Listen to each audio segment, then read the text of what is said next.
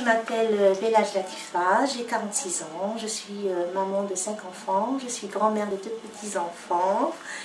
J'habite à Saint-Ouen et je suis de nationalité algérienne. Ça fait 10 ans que je suis en France. Voilà. Alors, quand j'avais des rendez-vous avec ma conseillère dans la PE, ils m'en ont parlé que si je pouvais assister au pli, que ça m'aiderait à beaucoup de choses dans ma vie professionnelle, que je pourrais être entourée par des gens que je ne connais pas et que je vais connaître, que de connaître chacun la vie de chacun.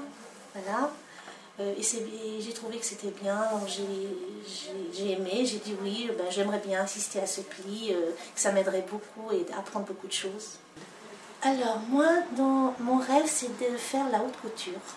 Ça a toujours été mon rêve. Alors j'ai appris à faire des CV, parce que je ne savais pas faire un CV. J'ai appris à faire des lettres de motivation que je demandais à tout le monde de me faire, alors que c'était pas bien. Hein.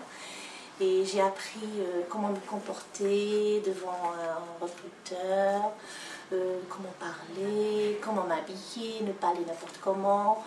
J'ai trouvé que les choses ont changé parce que quand j'allais voir les recruteurs, je ne parlais pas comme je parlais avant. Je parlais mieux, je m'asseyais mieux, je posais des questions que je ne posais pas avant. Voilà, j'étais plus à l'aise et j'écoutais le recruteur bien avant de lui poser c'est-à-dire quand il me parlait avant de lui répondre, j'écoutais bien. Voilà, j'ai appris plein de choses avec le pli que je ne connaissais pas avant. Voilà, le comportement, l'habillement, ne pas aller trop maquillée, ne pas aller habiller vulgairement, ne pas mâcher du chewing-gum, ne pas regarder à droite à gauche, regarder la personne en face, être bien aimable, s'asseoir correctement, ne pas mettre le pied sur l'autre. Ça ne se fait pas devant un recruteur parce que le recruteur il remarque beaucoup de choses et il peut dire non, cette femme-là je ne la veux pas parce que voilà, elle est assise comme ça, elle mange du chewing-gum, plein de choses. Voilà. Et moi, j'ai appris beaucoup de choses avec les filles. J'étais plus motivée qu'avant. C'est-à-dire ça m'a donné plus d'ambition, plus de courage, parce que j'ai entendu des choses que je ne connaissais pas, j'avais vu des choses que je ne savais pas. Et tous les jours, j'envoyais des CV, tous les jours, jusqu'à que j'ai eu un travail en CDI, en garde d'enfants, dans voilà, le domaine que j'aime beaucoup. Voilà. Alors, celui qui veut travailler, celle qui veut travailler, il faut qu'il se lève très très tôt.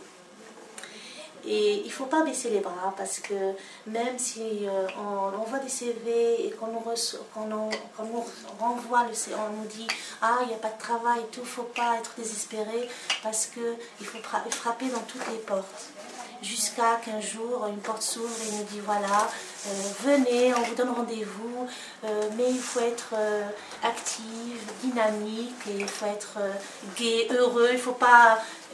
Il ne faut pas dire que oh, je n'ai pas trouvé de travail, ça y est, j'en ai marre, je ne veux plus, et ça, non. Il faut courir, même si ça dure une année, il faut le faire jusqu'à qu'on trouve, parce que dans cette vie-là, il y a toujours une porte qui s'ouvre et il y a toujours du travail. Il ne faut pas être désespéré dans la vie. Voilà, c'est ce que j'ai fait moi, parce que moi, je suis restée longtemps pour trouver du travail. Mais je me levais tôt. Je m'habillais bien, j'étais toujours gaie, bien parfumée, bien maquillée, devant les gens, même s'ils me refusaient de travailler, je dis c'est pas grave, demain peut-être un autre recruteur va me reprendre, peut-être qu'il va me dire oui, même s'il me dit non, c'est pas grave, c'est comme ça, c'est... Voilà. Alors il faut être active dans la vie.